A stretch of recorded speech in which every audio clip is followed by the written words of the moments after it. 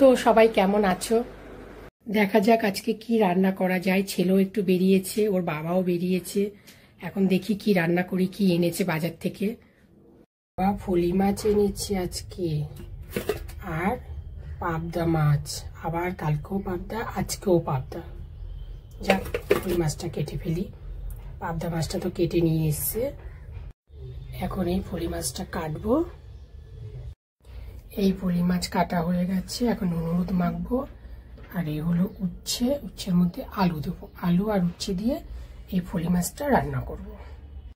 মাছটাকে এখন হলুদ মাখিয়ে রেখে তারপর উচ্ছে আর আলুটা কাটবো। এখন উচ্ছেটা কেটে ফেলি। এই উচ্ছে আর আলু কেটে রেখেছি। কড়াইটা বসিয়ে দিলাম গ্যাসে।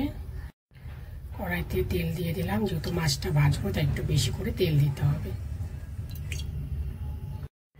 গরম তেলের মধ্যে না একটু নুন দিয়ে দিলে না মাছটা ভাজা করার সময় না কড়াইতে লাগে না, তাই আমি একটু নুন দিয়ে নিলাম। এবার মাছ ছেড়ে দিলাম।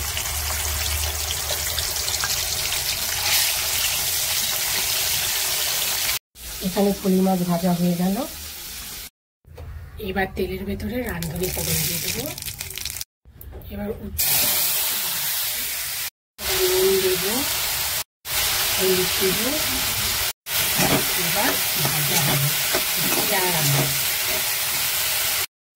এবার লঙ্কার গুঁড়ো একটু দিয়ে দিই, হচ্ছে কাশ্মীরি লঙ্কা গুঁড়ো, ঝাল কম হয় কিন্তু কালার হয়। একটু চিনি দিয়ে দেবো, কারণ উচ্ছেটা তেতো তো, তাই একটু মিষ্টি দিয়ে দিলাম। এই ভাজা ভাজা হয়ে গেছে উচ্ছে আলু। এবার একটু জল দিয়ে দেবো। জল দিয়ে দিয়েছি। এবার একটু ঢাকা দিয়ে দেবো যাতে উচ্ছে আর আলুটা ভালো করে মজে।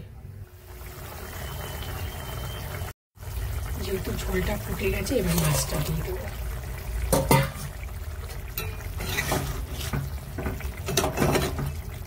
একটু পিটালি বলি আমরা এটাকে, একটু ময়দার গুঁড়ো নিলাম, তারপর একটু জল দিলাম। এটাকে ভালো করে গুলিয়ে ঝোলের মধ্যে দিয়ে দেবো যাতে ঝোলটা একটু মাখা মাখা হয়। এবার ঝোলের মধ্যে পিটালিটা দিয়ে দিলাম। এবার দুটো কাঁচা লঙ্কা দিয়ে দেবো। হয়ে গেছে উচ্ছে আলু দিয়ে ফলি মাছের ঝোল।